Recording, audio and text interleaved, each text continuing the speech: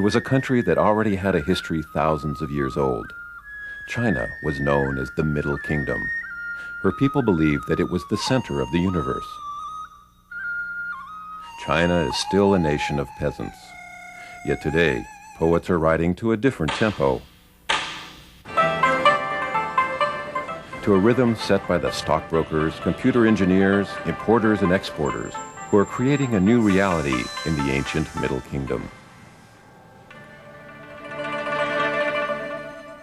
Recent economic reforms have swept the country. In every Chinese town, there's a vitality and vibrancy as new entrepreneurs prosper and open new doors to the outside world as never before.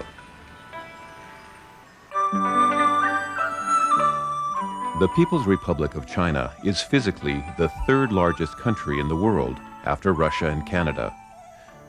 Politically, China is divided into provinces and autonomous regions. Despite its vast expanse, China has only a single time zone. When the sun rises in Beijing at 6:30 a.m., it is also 6:30 a.m. more than 2,000 miles to the west. Just as the entire nation runs on Beijing's time clock, most policy comes from the nation's capital. Beijing's leaders embrace communist ideology, tailoring classical Marxist socialism to contemporary Chinese needs. They applaud the new capitalists who are becoming the country's movers and shakers, and at the same time reward model workers with bonuses and higher salaries. Indeed, China has entered a new era.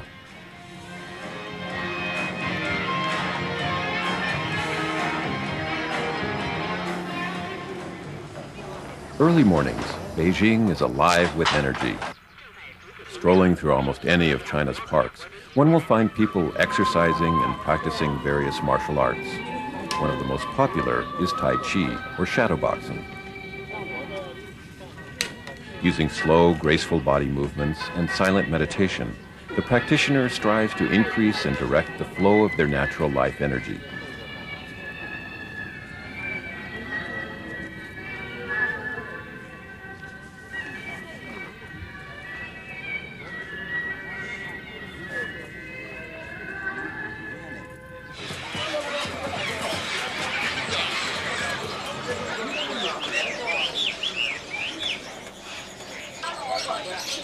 Cacophonous sounds from the natural world abound at the bird market.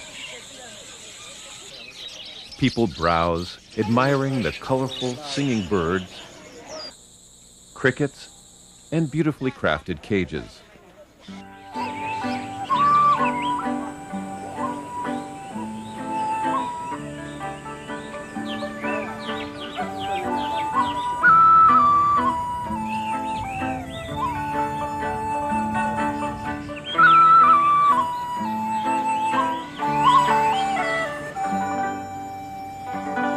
The view of Beijing's skyline is radically different today from the one which the emperors enjoyed.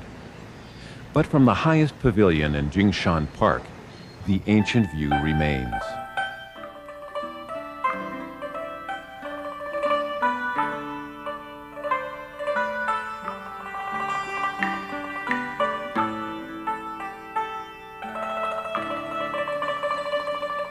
The city of Beijing was first inhabited over 2,000 years ago, but ironically, it was a foreign invader from the north who made it the capital of the empire. Kublai Khan, the Mongol leader who conquered China and half the world in the 13th century, constructed an extraordinary palace city. The Great Khan's palace was immortalized by Marco Polo, the 13th century Venetian traveler who brought tales to the west that are still read today. Kublai Khan's original palace no longer stands. However, subsequent emperors rebuilt the imperial residence. Known as the Forbidden City, formerly off limits to the common people, today the Forbidden City is open to all.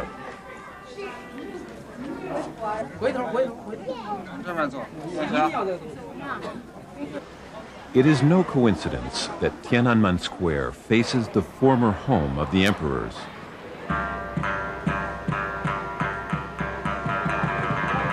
On October 1st, 1949, the Chinese masses gathered in Tiananmen Square to hear Mao Zedong proclaim, "The Chinese people have stood up after centuries of oppression."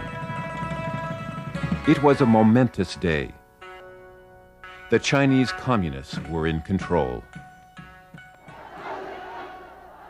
In August 1966, Tiananmen again captured the world's attention with the beginning of the Great Proletarian Cultural Revolution. Chairman Mao called for a revitalization of the socialist revolution.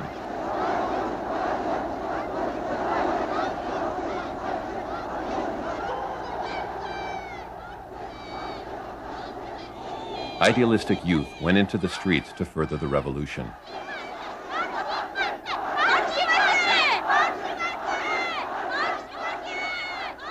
Yet much of their idealism soon turned to extremism and violence. The world focused on what looked like madness in Tiananmen Square. Over 2 decades later, on June 4th, 1989, Tiananmen Square was the site of pro-democracy and anti-corruption demonstrations, which were suppressed by tanks and soldiers. The events were televised around the world.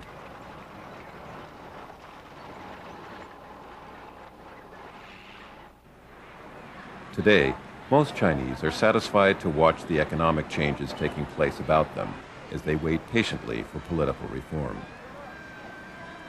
Every day, Tiananmen Square is filled with people taking pictures of Mao's mausoleum and the revolutionary monument to the people's heroes. Street vendors cooking up Chinese pancakes, merchants selling vegetables, people heading for work, and parents taking their children to school.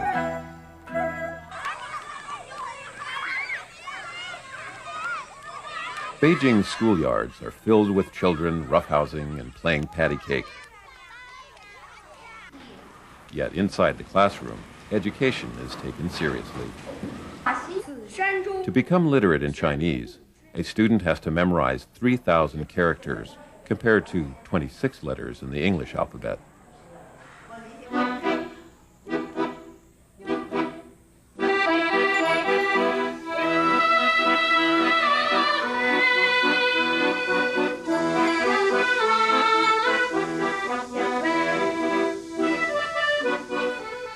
Outside the school gates, the small winding streets of old Beijing, known as hutongs, are quickly disappearing as large modern high-rises go up. Most of the homes in the hutongs are built in the inner courtyard style. These quadrangles, as they are also known, used to house one large extended family. Yet today, many families often share one cramped courtyard. Modern apartment buildings, hotels, and department stores are just around the corner. The success of recent economic reform is seen not only in the construction of buildings, but in the availability of consumer items. Only a few years ago, the selection of goods in stores was limited. Yet, since the Chinese leadership began to encourage private enterprise and an open market economy in the late 1970s, there's been a flood of products from all over China and the world.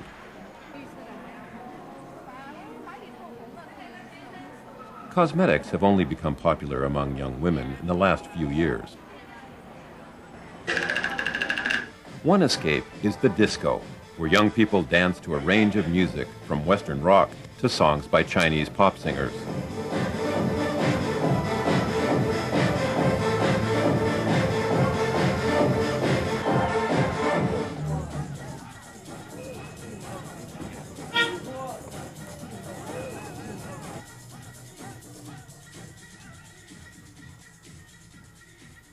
Disco music can be heard throughout China. Yet out in the countryside, the urban experience that inspires the music seems very far away. China, after all, is a nation of peasants. 80% of the population wade in rice paddies, plow fields, fish, or raise livestock.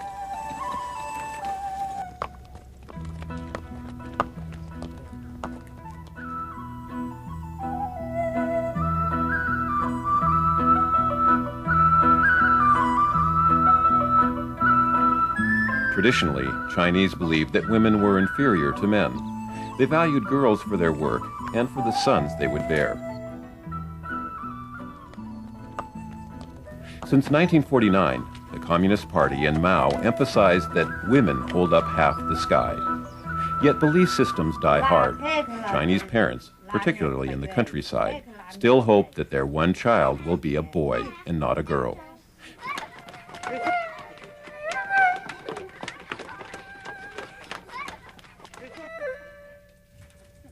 Although the Great Wall, which stands today, is only 500 years old, the original building of the wall was begun under the Emperor Qin Shi Huangdi over 2,000 years ago.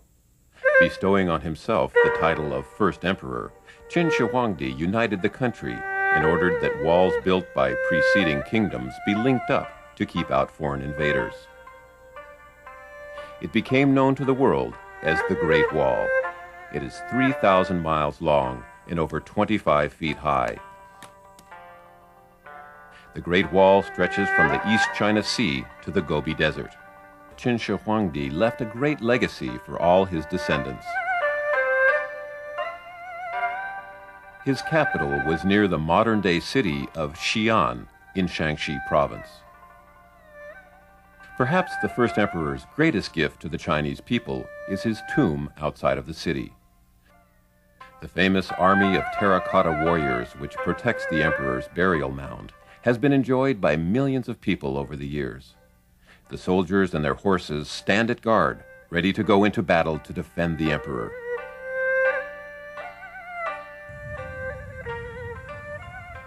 The verdant fields and brick huts of central and south China are worlds apart from the cornfields and northern villages of clay. Towns and cities are also different. Yet there is one Chinese city which is unlike anything else in China. Shanghai, a true crossroads of humanity, is considered by many to be the engine of the Chinese economic boom. New buildings are going up daily, and the Shanghai port is now one of the most active in all of Asia. The hustle and bustle that once characterized Shanghai has returned. Situated near the mouth of the Yangtze River, it is the biggest city in China. As the largest seaport in the Far East, it dominated the commerce and foreign trade of China. And through its great docks and channels passed most of the wealth of the Orient. In Shanghai, truly the East met the West.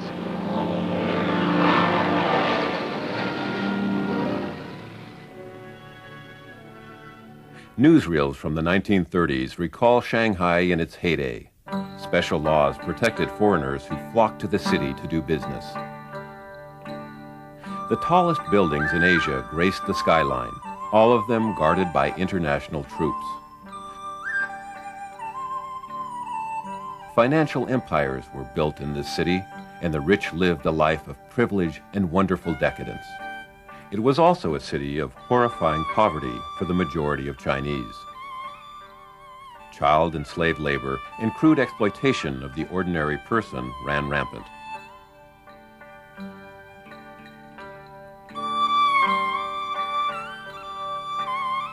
It was a fertile breeding ground for Chinese revolutionaries. Dr. Sun Yat-sen, father of the Chinese Republic, lived in Shanghai's French Concession. In 1911, supporters of Dr. Sun instigated an uprising which successfully overthrew Puyi, the last emperor of China. Yet Sun and his Nationalist Party were unable to unify the country, and civil unrest ensued. Sun Yat-sen never saw his dream of a unified China. He died in 1925, and Chiang Kai-shek took control over the Nationalist Party.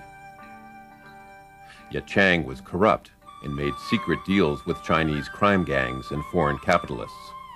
Against this background, in July of 1921, Mao Zedong and 12 others met for the first time to form the Chinese Communist Party with the intent of unifying the country and empowering the common man. In 2 decades, the communists would return in force, marching in triumph along the Shanghai Bund.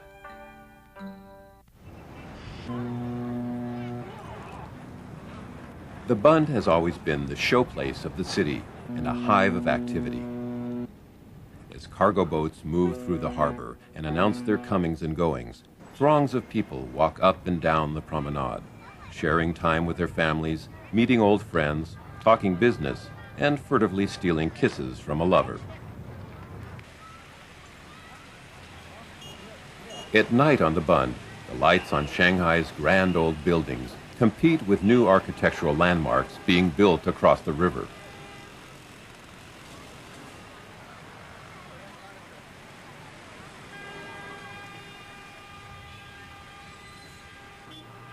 All around are neon advertisements reminding shoppers what is available in this consumer's paradise.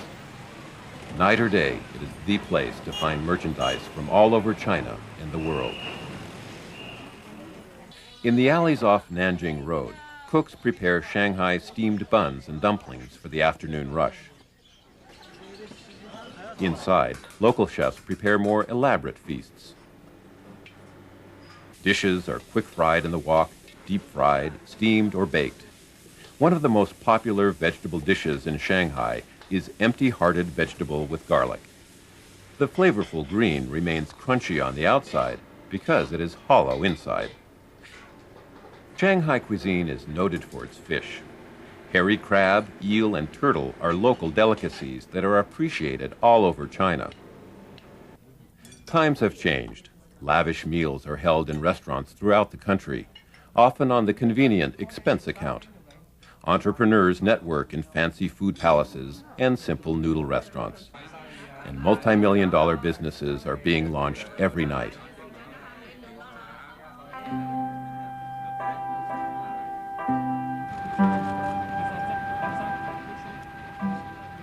The fast pace of Shanghai seems a world away from the quaint, charming town of Suzhou, 2 hours to the west. By the 15th century, Suzhou was a cultural and scholarly center of the country. Suzhou is at the heart of the Yangtze River Delta, one of the richest regions of China. Abundant harvests of cotton, rice, and silk make it one of China's most densely populated areas. A convenient system of canals allows easy transport of the region's products. Farmers and merchants used to carry their products in boats and row their way to the back door of an inhabitant's house to sell their goods. Within the city, there are still miles of canals and over 100 bridges. It is no wonder that the city has become known as the Venice of the East. Sichuan is a mountainous region in central China and an important agricultural center. Chengdu, the capital, is filled with bustling tea houses. Change has come fast to Sichuan. In the early 1980s, Sichuan's rural communes were where China's leaders first experimented with the economic reforms, which gave more individual entrepreneurial freedoms to the people. Tea production is labor-intensive. Young leaves are picked, dried, cured, and packaged and sent all over China and the world. Tea first became popular in China in the Song Dynasty, almost 1,000 years ago. The refreshing drink was introduced by Buddhist monks, who, it is said, drank tea to keep themselves awake during long periods of meditation.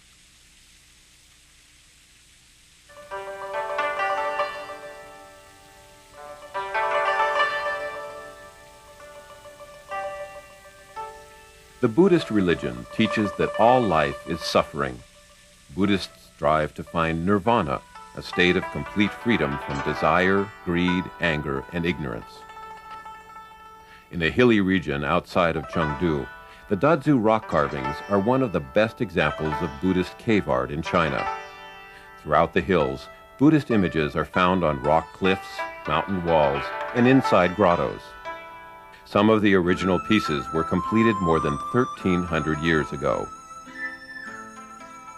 Chinese popular religion is a fusion of Confucianism, Taoism, and Buddhism.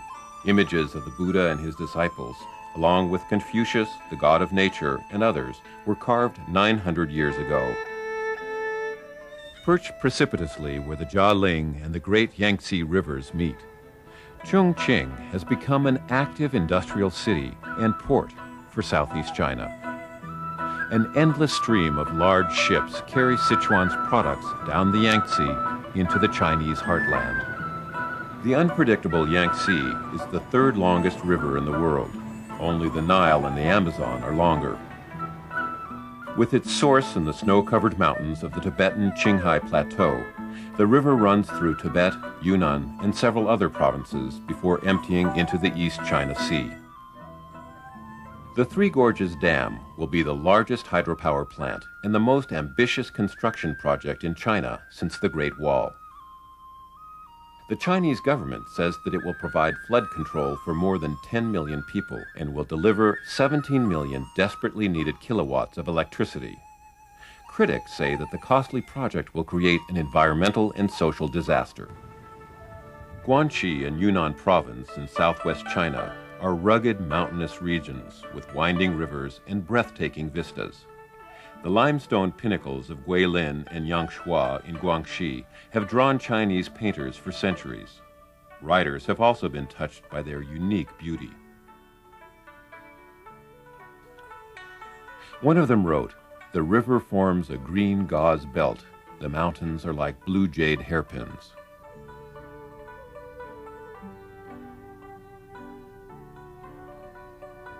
Chinese traditionally name famous mountains and rocks for their appearances. Thus, there is Paintbrush Hill, Cockfighting Hills, Nine Horses Mural Hill, and Green Frog watching and enjoying the moon. Hidden amongst the peaks are small farming villages. The cultivation of rice is the backbone of Chinese life throughout the south. Rice plants are grown for the first month in seed beds, while other crops are raised and harvested in the dry fields. The fields are then irrigated, fertilized, and plowed in preparation for the transplanting of the seedling in ankle-high muddy water. When the rice is mature, the field is drained and the crop is harvested, often by hand. The Chinese market, with its cornucopia of goods, is a traditional gathering place. Since the early 1980s, these outdoor emporia have blossomed as entrepreneurial farmers have become savvy business people. Merchants and consumers come from great distances by donkey, bicycle, or tractor. The aisles are crowded with produce of every imaginable color, shape, and taste. One of the spiciest is the chili pepper. Ironically, the chili pepper, which is a highlight of Chinese cuisine, is not native to the country, but arrived from the New World. In the early 16th century, Portuguese explorers and traders found the hot pepper on the Brazilian coast. They carried the chili to China via Africa, India, and Southeast Asia. In the last 500 years, it has burned its mark into the Chinese palate. In the mountain city of Dali in Yunnan province, ethnic minorities come to the market dressed in their traditional costumes. In addition to the Han people, who constitute 93% of the nation, there are over 50 other nationality groups in China. In Yunnan alone, there are 26 different ethnic groups, including the Yi, the Muslim Hui, the matriarchal Naxi, Tibetans, and Bai people. During the 7th century, the Bai people established the powerful Nanjiao Kingdom, which occupied the southwest corner of China. They constructed elegant Buddhist monuments, such as the 3 pagodas, which still stand today just outside of Dali.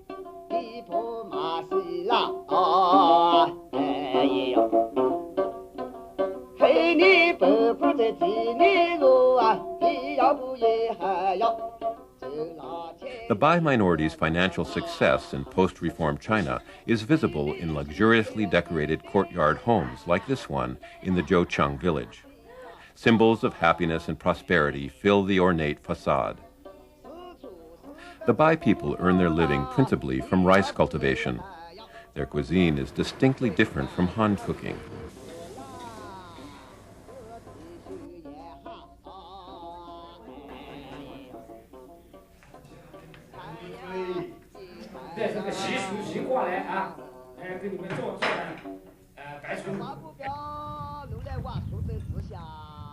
Zhoucheng village and Dali sit on the banks of Lake Arhai. The lake is one of the headwaters of the celebrated Mekong River, and is a rich source of fish, which is harvested by communities of people working together.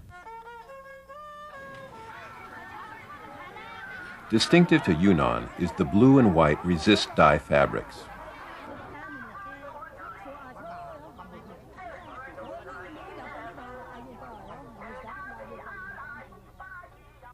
They create their designs in the fabric by sewing fine, tight stitches. The fabric is then soaked in an indigo blue dye bath, made from leaves of the indigo plant. The area covered by the stitches remains white, while the rest of the fabric is dyed in a stunning blue. The fabric is rinsed and pounded to remove any accessory color. Traditionally, girls spent months or even years making these finely patterned fabrics for their weddings and for wearing to their festive occasions.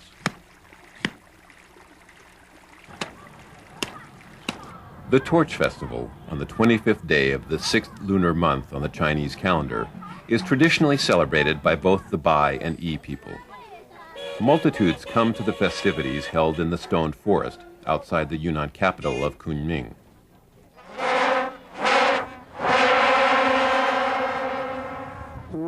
Timed for midsummer, when the rice is about to be harvested, the festival originally consisted of dancing about the fields with fire torches to kill all the insects that might ruin the harvest.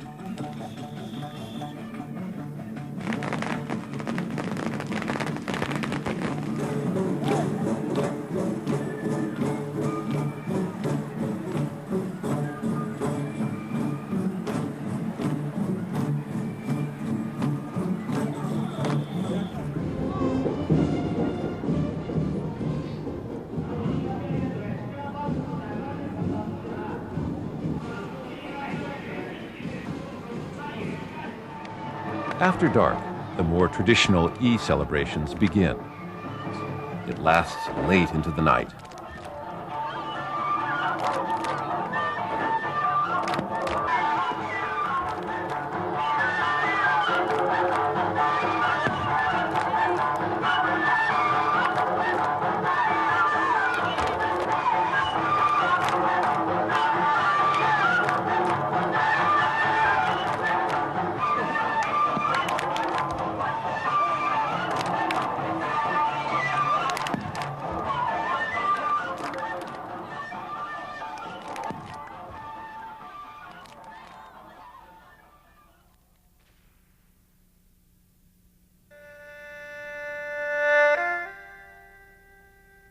A few hours later, the fantastic landscape of the stone forest is revealed in the morning light. Odd-shaped stone towers seem arranged in petrified mazes.